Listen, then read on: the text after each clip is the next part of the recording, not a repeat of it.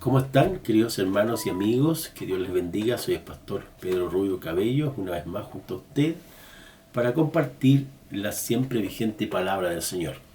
Estaba recién conversando con uno de mis hijos y planteamos de que si hiciéramos un sermón acerca de los extraterrestres, lo más probable es que tengamos cientos y cientos de visitas.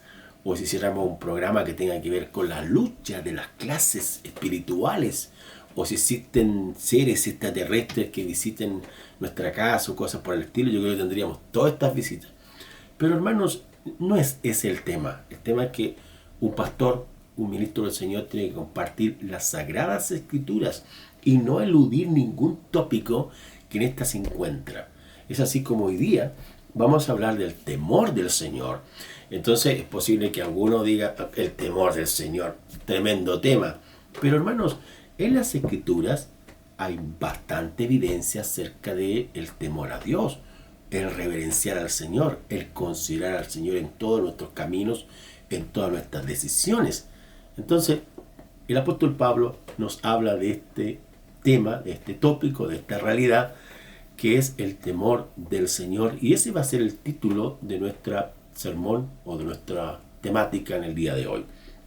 Antes de ello, les voy a leer la escritura y en 2 Corintios capítulo 5, 11 al 15, que dice así: conociendo pues el temor del Señor, persuadimos a los hombres, pero a Dios le es manifiesto lo que somos, y espero que también lo sea a vuestras conciencias. No nos recomendamos, pues, otra vez a vosotros, sino os damos ocasión de gloriarnos por nosotros, para que tengáis de qué responder a los que se glorían de las apariencias y no en el corazón. Porque si estamos locos, es para Dios, y si somos cuerdos, es para vosotros. Porque el amor de Cristo nos constriñe, pensando esto, que así como uno murió por todos, luego todos murieron. Y por todos murió, para que los que viven ya no vivan para sí, sino para aquel que murió y resucitó por ellos. Como dijimos previamente, el temor del Señor, una verdad, una temática, una doctrina, una enseñanza que se puede observar en diferentes realidades de las Sagradas Escrituras. Muchos hombres y mujeres, por efecto de ser temerosos de Dios, de tener reverencia al Señor, de considerarlo a Él en todos sus caminos y decisiones, el Señor les guió a hacer acciones, cosas y hechos que marcaron la historia de la iglesia, la historia del pueblo de Israel, y afectaron constructivamente a las culturas en las cuales ellos sirvieron. Ahora, esta palabra temor es el vocablo griego phobos. De ahí viene una variante lingüística que tiene que ver con miedo. Entonces hay gente que le tiene fobia, por ejemplo, phobos sería el texto griego o la palabra griega, a las arañas, a la serpiente o a la oscuridad. Y en otras ocasiones, gente que tiene ese tipo de temor acerca del futuro, acerca del matrimonio, acerca de las finanzas, tienen temor, tienen miedo, tienen fobia. Pero en las Escrituras, esta palabra tiene que ver con actuar con reverencia a Dios y a una autoridad establecida por el Creador. Entonces, si observamos bien el pasaje, el apóstol Pablo habla de que conociendo pues el temor del Señor, o sea, cómo el mismo Señor actuó, el temor reverente, y cómo también nosotros deberíamos actuar con este temor al Señor, es importante considerar tres exigencias de los creyentes que son temerosos a Dios. En primer lugar, persuadir a las personas. El versículo 11 dice: persuadimos a los hombres. Pablo usa mucho esta palabra, también la usa Lucas, aparece en los evangelios y aparece en las epístolas del apóstol Pablo, como de Pedro, como también de Juan. Pero vamos a mencionar algunos ejemplos.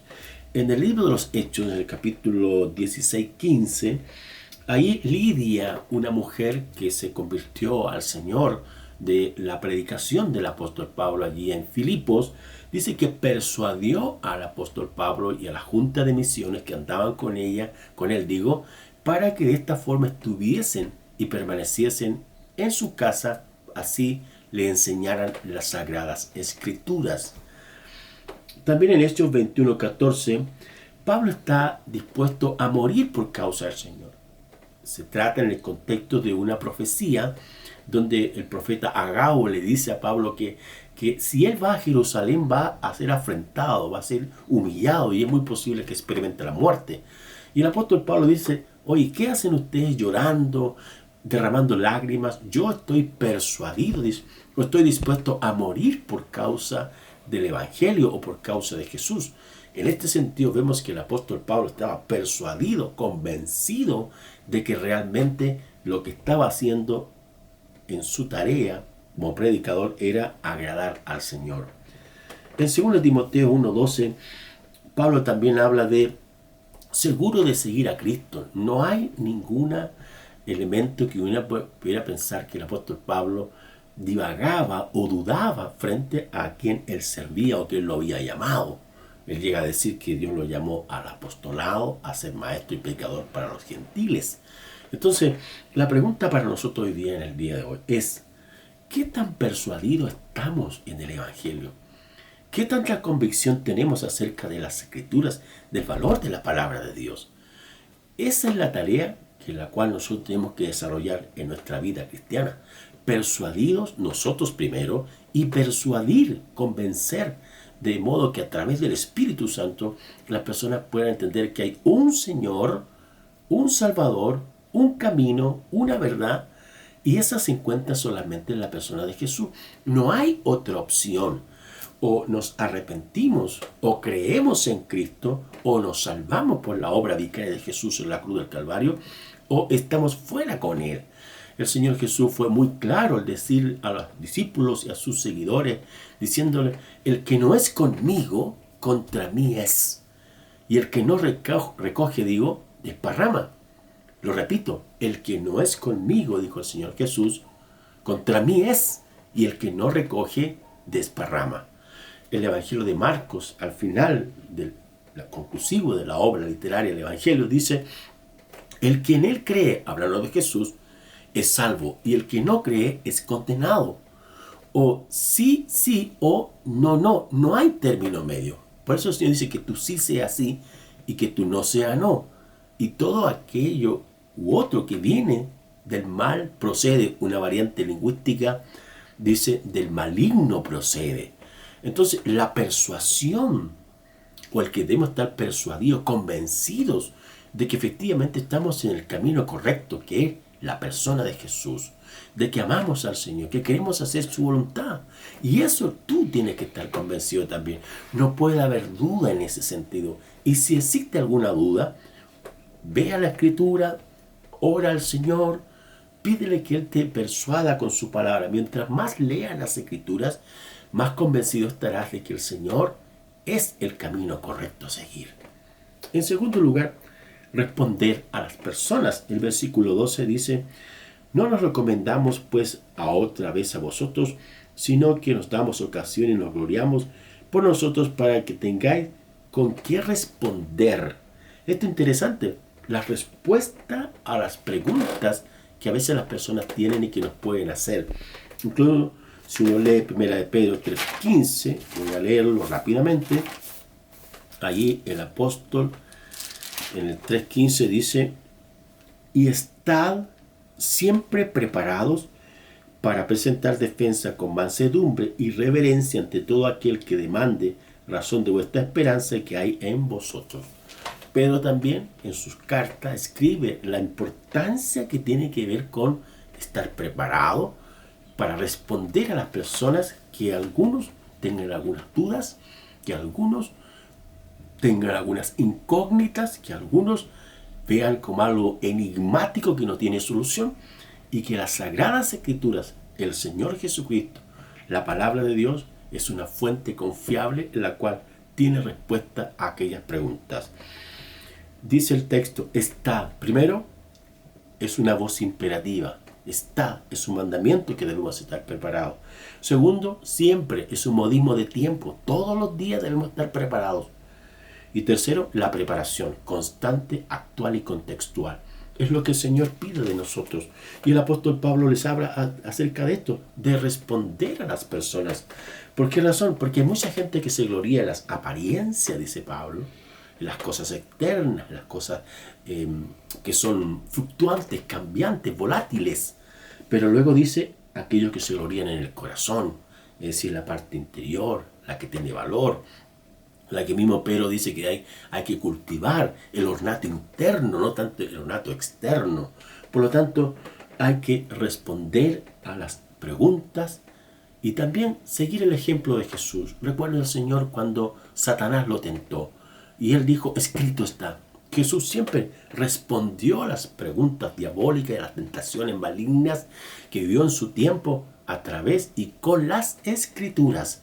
Aquí no era tan importante lo que Jesús podría pensar o una cosa u otra, sino que el Señor sabía que las Escrituras eran las que le guiarían a responder a las preguntas, incluso después que los fariseos, allá en Mateo 19:4, el Señor dice, ¿no habéis leído lo que dice las Sagradas Escrituras? Entonces, qué importante usted lee las Escrituras para tener respuestas contextuales vigentes el día de hoy acerca de las temáticas que hoy día se plantean, como el aborto, la eutanasia, el matrimonio entre hombre a hombre y mujer con mujer. ¿Qué dice las Escrituras? ¿O a usted le parece en el sentido natural que está bien? No es lo que usted piensa, no es lo que yo pienso, sino qué dice las Escrituras. Porque las Escrituras son autoritativas, son reguladoras éticas, morales y espirituales de las conductas de los hombres. Porque una persona temerosa de Dios tiene que usar siempre las Escrituras para regular su pensar, regular su hablar y regular la respuesta que le da a la gente que le solicita ayuda. Y en tercer lugar, una persona temerosa de Dios es una persona que va a actuar siempre por amor. El versículo 14 dice, porque el amor de Cristo nos constriñe. El amor de Cristo nos constriñe. El amor del Señor afectó el corazón del apóstol Pablo para irse y entregarse al trabajo misionero de llevar la palabra del Señor, el mensaje de redentor, el mensaje de construir la reconciliación de las personas con Dios a través de la persona de nuestro Señor Jesucristo. Entonces, el amor motivado por el Padre Todopoderoso, quien envía a su Hijo Jesucristo a este mundo a morir por nosotros, que dice, porque de tal manera amó Dios al mundo, que ha dado su Hijo unigénito, para que todo aquel que en él cree no se pierda, mas tenga vida eterna. Dios el Padre es movido por amor. También el apóstol escribe allí en Colosenses 3:16, dice que el amor es el vínculo perfecto, que une a las personas, que restaura, que responde, que crea acciones de bondad y de sanidad. Y al mismo tiempo el amor, el apóstol Pablo en 1 Corintios 13 dice que el amor nunca deja de ser.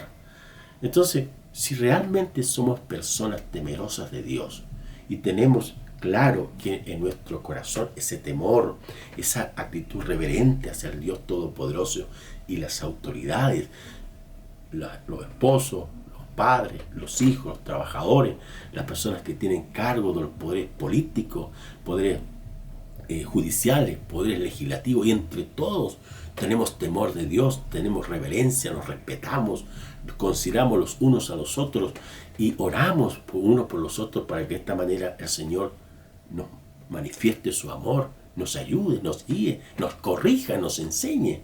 Eso es lo que Dios espera, que nosotros seamos personas temerosas de Dios y que siempre lo tengamos en mente y en nuestro corazón antes de tomar decisiones y antes de hablar, para emitir un comentario o plantear alguna respuesta que debe tener siempre sustento en la palabra del Señor. Que Dios te bendiga, mi querido amigo, hermano. Un abrazo fraterno. Vamos a orar antes de terminar. Padre, en el nombre de Jesús, oramos como siempre para pedir tu ayuda, tu bendición, tu gracia, y al mismo tiempo que ese temor cada día en nosotros aumente, para así ser personas que siempre te reverencien y hagamos siempre tu voluntad. En el nombre de Jesús te damos gracias por todo. Amén. Que Dios les bendiga. Gracias.